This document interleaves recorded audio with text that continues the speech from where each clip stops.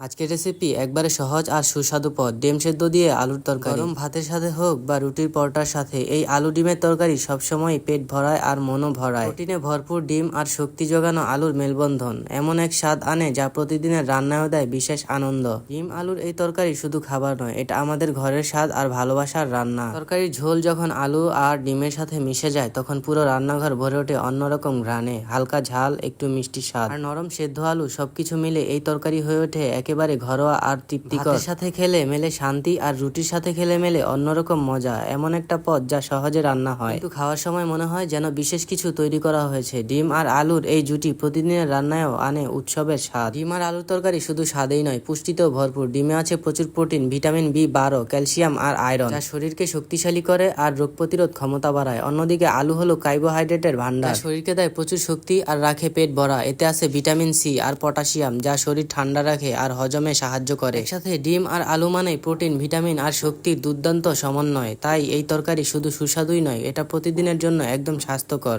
আর আদর্শ খাবার। সবশেষে একটা কথাই বলবো, যাদের এরকম ভিডিও ভালো লাগে তারা অবশ্যই সাবস্ক্রাইব করবে, আমার মনোবল বাড়বে আর সুন্দর সুন্দর আরো দারুণ দারুণ ভিডিও আসবে। ধন্যবাদ সবাইকে এতক্ষণ ভিডিওটা দেখার জন্য। আবার দেখা হবে নেক্সট ভিডিওতে ইনশাল্লাহ। Bye bye.